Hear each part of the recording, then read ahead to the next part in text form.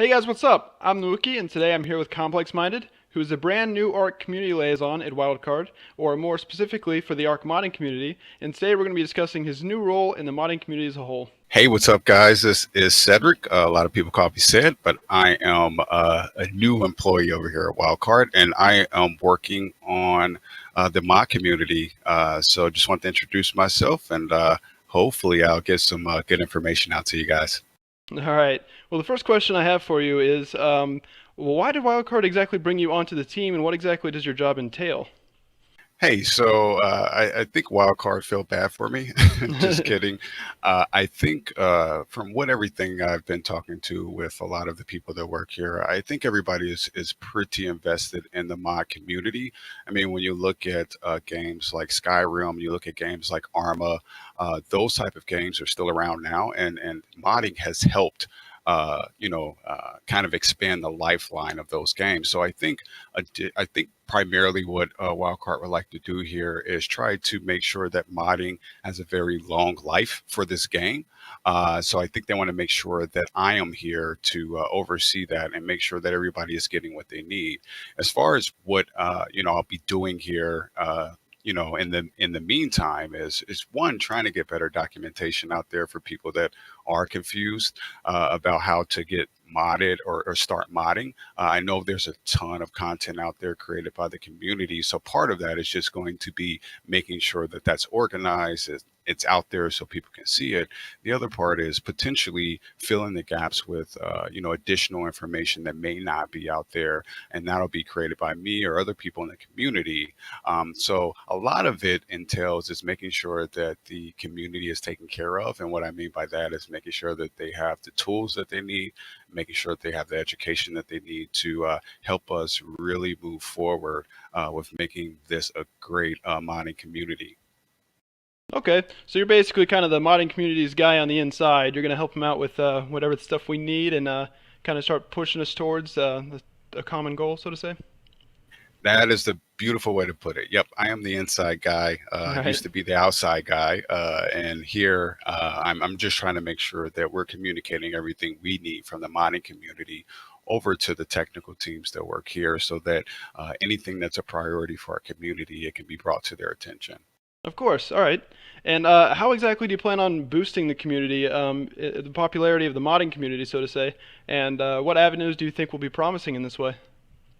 Well, I want to boost the community in a couple different ways. When I think about boosting the community, I often think about it in two different aspects. So you have the developer aspect, and then you have the consumer aspect. So what do the consumers like to see in mods is one side of it, and then the developer side is a different way to boost it. And the way that we boost that, and I think everybody has seen different ways that Wildcard has tried to boost the modding community, but there's been several contests that have already put out a lot of good content and a lot of brought together a lot of modding community people to create some really good content. So that's one way I think you can expect to see. You can expect to see more things like that in the future. I don't think that we'll ever stop investing in our modding community in that way. So that's one aspect, and then the other aspect I think are ways to boost the community. Honestly, I'm not a fan of the format of the workshop. I think it's very easy to get lost in mods. You might be looking for a particular mod and you have to go through 20 different pages. Yeah, I completely agree So with you. I think that's a big issue right now.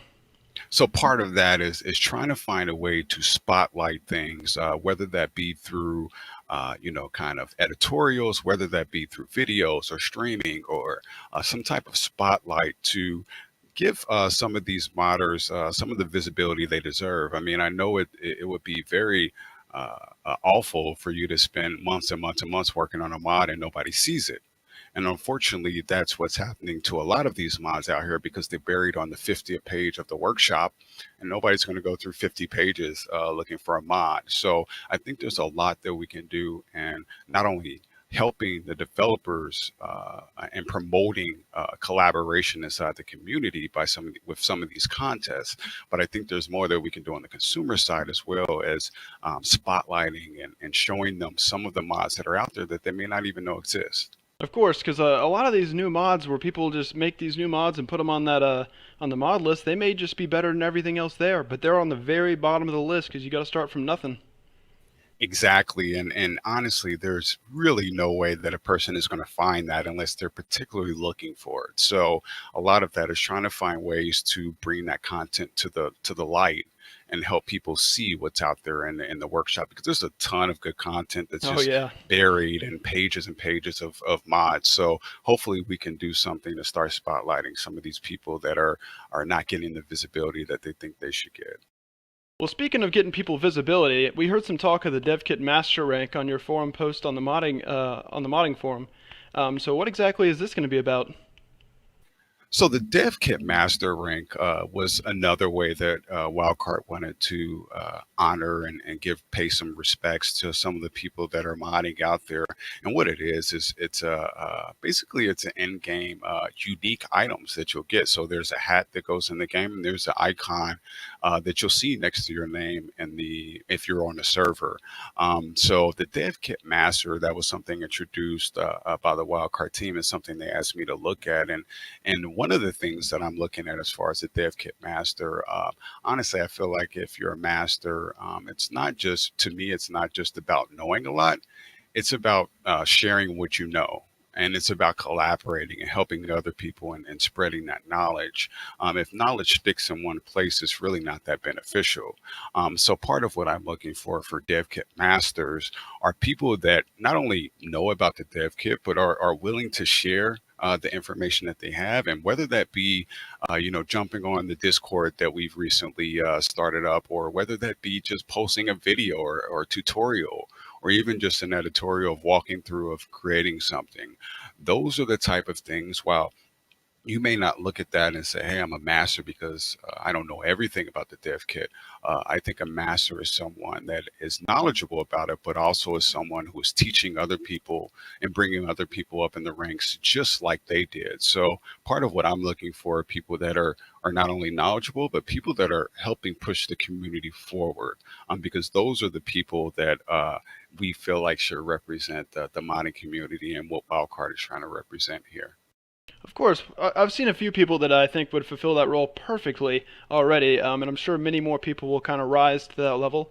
But I think it's just, I agree. I think it'd be great for people just to be just the teaching aspect is huge because I mean, if you have 4 or 5 guys who know everything about it, I mean, they can only make so much. But if you have 4 or 5 guys who teach 4 or 500 people about it, then I mean, they can do so much more. That is such a great point, and I think that more recently, and I think I saw it when the first contest came around. You're seeing a little bit now is that people aren't necessarily open to sharing as much as they would Yeah, be if there wasn't a contest going on. It's just because I want to keep my ideas to of myself, and I want to course. make sure nobody steals them.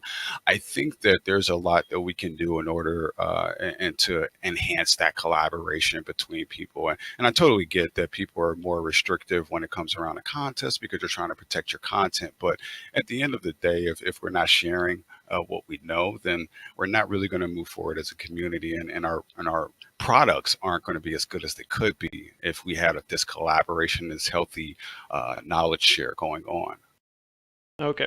Well, what would you suggest new modders to do? Like, what would you suggest that they do to get involved in the modding community and to kind of learn how to start modding themselves?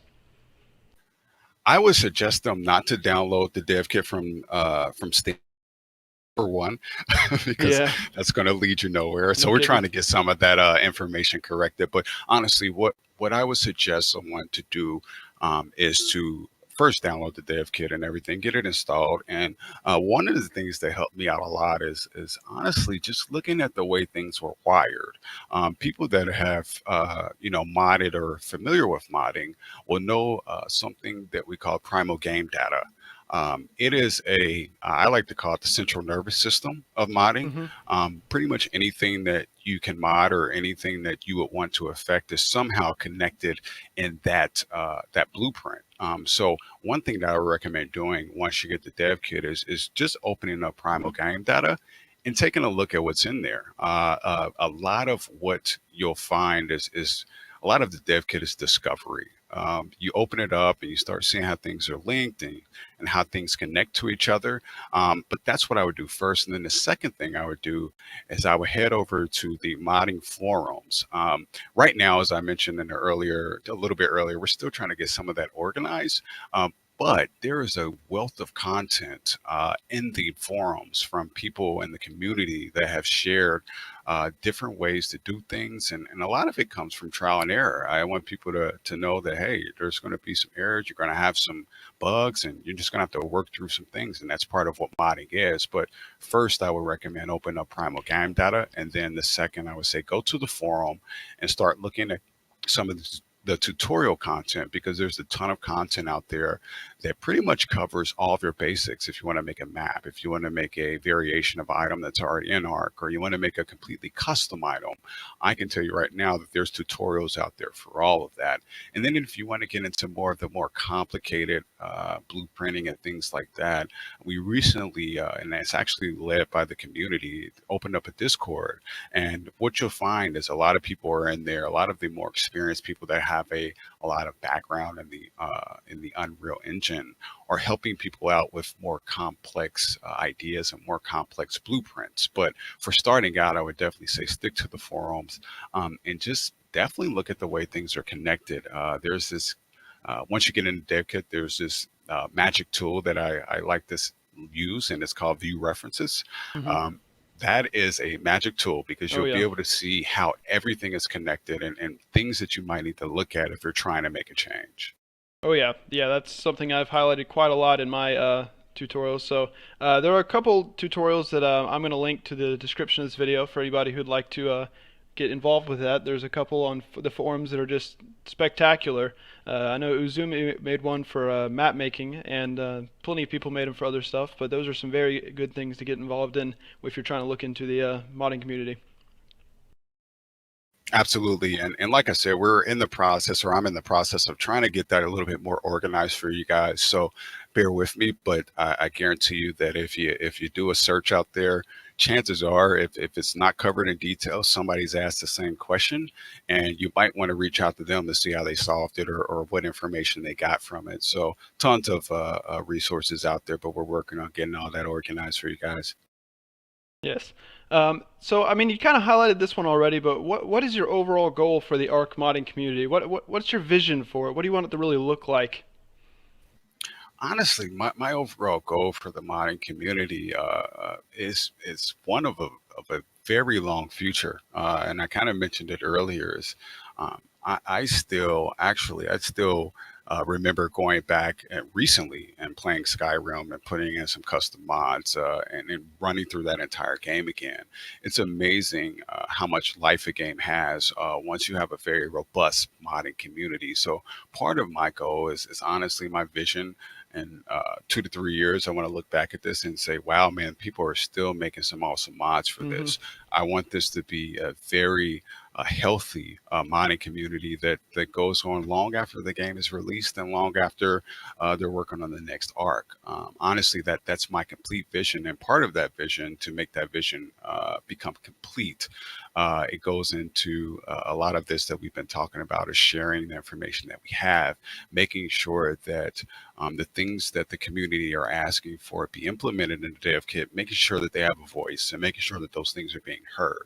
I think the more that we can hear from the modding community, the things that they like to be able to do with mods, the more that we can make that known to the developers, and the more that they can work to try to expose some of that information in the dev kit. So honestly, my overall vision for this is to, for being 4 years from now, look back and say, man, this modding community is still as robust as it was when this game Hmm. first launched. And as Or long even as more we so. have, yeah, or even more so, and as long as we have that healthy knowledge sharing, and we have the tools and resources to do that, man, I see no reason why we can't really make this as successful as some of the most popular modded games out there now. I think you're being quite humble. I think it should be more successful. I think it will be for sure. It's definitely one of my definitely have more hours on Ark than any other game I've ever played. So I know it's definitely an amazing game. I'd agree, and I think it, and I am being humble, but I Yeah. really think it has the potential. to be one of the best modern games, honestly, just because there's so much that you can do with it at this point, and that's based on the whole structure of the game as well, and the kind of the open world that it's based on. But I really think it has a potential to be one of the premier modern games out there. Yes, yes. All right, so we've gotten a lot of serious questions out of the way. So how about we go over some of the fun ones now? Like, what are some of the coolest mods do you think that are out there to date? Yeah, I definitely go in the workshop a lot. Definitely look around a lot. I definitely install mods. Honestly, when I first get a game, if there are mods available for it, I'm going to install a mod for it immediately. I really don't even play the vanilla content very much, so I go through the workshop a lot. And honestly, a lot of the things that catch my eye, I'm a sucker for a good map. I can't lie. Hmm. I just love the art and the visual aspects that artists bring to that. So definitely the center. I remember downloading that Oh, the center's crazy. a day after it was out in the workshop, and being in awe on some of the things that was some of the art that's displayed in there. But I also like. Different things that show different functionality, I should say. So there's a popular Stargate mod out there, Hmm. and it's it's a very cool concept. I mean, it's things that those are the type of things that catch my eye. Don't get me wrong. I definitely love all of the alternate structures that people are making. Some really good models and some really good textures being done. But I really like the things where it exposes different functionality or different type of play style that you wouldn't have thought of. I even think the Star Wars mod is pretty cool. I think those things are cool, and even I saw, and I can't quote it because I don't think it's out in the workshop yet, but there was in the Concord or Discord, sorry, in the Discord, there was someone in the modding Discord that posted it was a spaceship. Like they literally had a spaceship, and Really? you could travel to different planets. It was very prototype. It wasn't worked out yet, but where he was going with that was I hadn't seen anything done like That's that in a crazy. mod kit yet, and those are the type of things that really catch my eye, just because it exposes different functionality that people may not know is aware in the dev kit.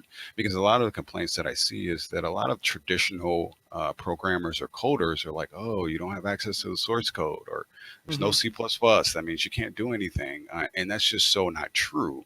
And when you see mods like that, where people are literally creating different planets and spaceships that you can travel from and to, that shows you that there is a lot of potential that you can add into these mods with blueprinting, if you're knowledgeable about what's out there and how to use it. So those are typically the things that catch my eye when I go through the workshop, or things that where people try a different concept or try to use different functionality that may not commonly be seen.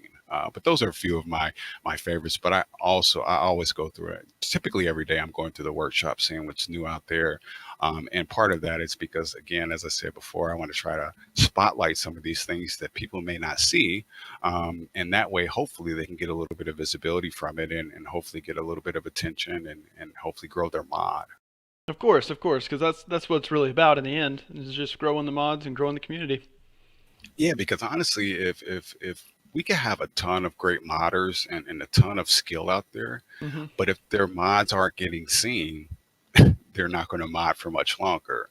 So it's about bringing that visibility to their mods so that they don't feel like their work is going for nothing. You spend 4 months on a mod and you get 10 downloads, then I would say that you're probably not satisfied with that. So trying to bring some visibility of that is going to be important for, I think, the success of where this modding community goes. Yes, I completely agree. So I got one more question for you. What's it like working for Wildcard, man? It is completely amazing. It's really humbling, I should say. So a lot of people you may or may not know, but I did the Primitive Plus mod, and Hmm. got a lot of good feedback from that, as far as from the community, and even when I entered it into the contest. And you know, before I came to Wildcard, I definitely felt better about the work that I had done until you Hmm. come here and you see some of these really talented artists and people that Yeah. are have been doing this for a while and the tons of skill that's here. It's very humbling. To see what goes into a game, to see all the passion that people put into the art assets or the level design or even some of the blueprinting. It is just amazingly. It's an amazing opportunity, and I'm very humbled just seeing the quality of work that's done here. I think that most people that are outside of the gaming industry have a misconception about how things go inside of a gaming industry or how things work at a studio. And I don't know that I was one of those people, but working here has showed me just the amount of work that goes into creating a game, the amount of passion that goes into creating Hmm. a game. I can guarantee you that everybody that I've worked with, or everybody I've talked to, is very passionate about what they do, and that shows and how they invest in their work, and it shows in the quality of the game as well. I think the community, the art community, can say that definitely the devs and the artists and everybody that's working on this game, you can see the passion that goes through it. So working for Wildcard to this point has been very humbling and a very rewarding experience in the sense that I'm being able to walk away with a lot of knowledge and a lot of information I wouldn't have if I didn't get this opportunity. So ask me again in a month, but so far so good, man. Yeah, I mean, you guys work crazy hours sometimes, I'm sure, because I've seen some of these updates coming out these weird times. I'm like, wow, they must be really going at this one. Well, that's the thing about it. It's when you talk about the hours, it's just passion. Hmm. You don't think about hours when you think about passion, or you think I about completely understand, man.